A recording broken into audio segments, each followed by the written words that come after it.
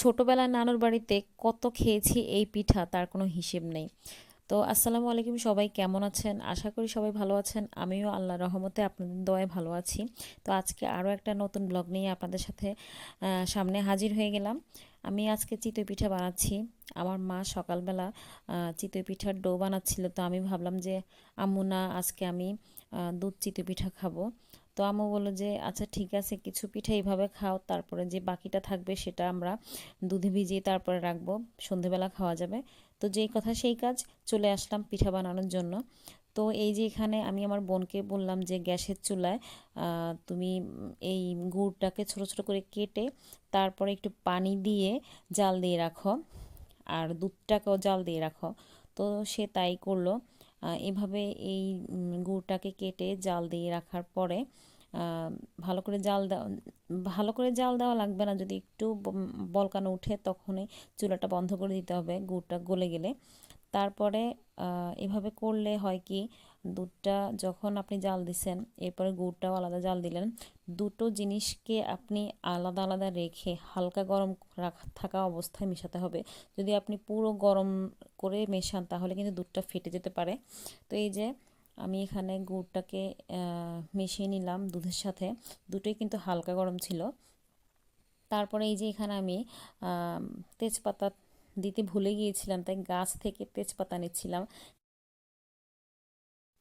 আসলে আমরা যখন মিষ্টি কোনো জিনিস বানাই তখন এই গাছ থেকে নিয়ে ছিঁড়ে দেই।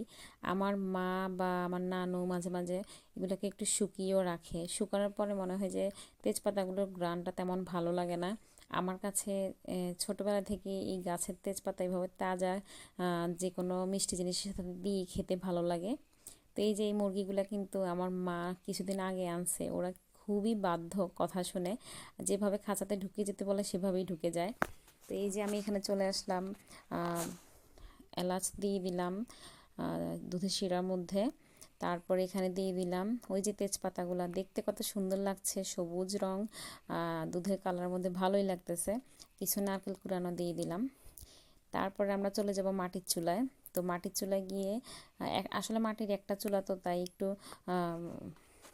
দেরি হয়ে যাবে দেখে আমরা এরকম করলাম আর কি, শিরাটাকে একটু জাল দিয়ে নিলাম গ্যাসের চুলায়, তারপর মাটির চুলা চলে আসলাম।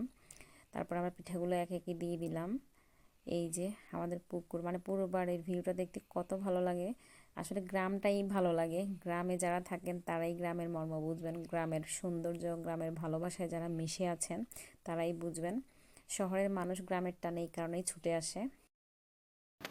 তারপর এই যে আমাদের পিঠা বানানোর আয়োজন এখানেই শেষ হলো। একদম পুকুর পাড়ে আমাদের চুলার পাড়টা, তাই ভালোই লাগে ভিডিওটা করে আপনাদেরকে একটু দেখালাম যে পুকুরটা কত সুন্দর, তার পাশে চুলার পাড়। আমরা সবাই সন্ধেবেলা এখন বসে গেলাম পিঠা খেতে। তো পিঠাটা কেমন হয়েছে দেখতে অবশ্যই আমাদেরকে কমেন্টে জানাবেন। আর পিঠাটা খুবই মজা হয়েছিল, খুবই নরম হয়েছিল। তারপর আমার ভিডিওটা যদি আপনাদের ভালো লেগে থাকে অবশ্যই কমেন্টে বলে যাবেন, আরও আরও ভিডিও আপনাদেরকে উপহার দেব ইনশাল্লাহ। তো সবাই ভালো থাকবেন, সুস্থ থাকবেন, আল্লাহ হাফিজ।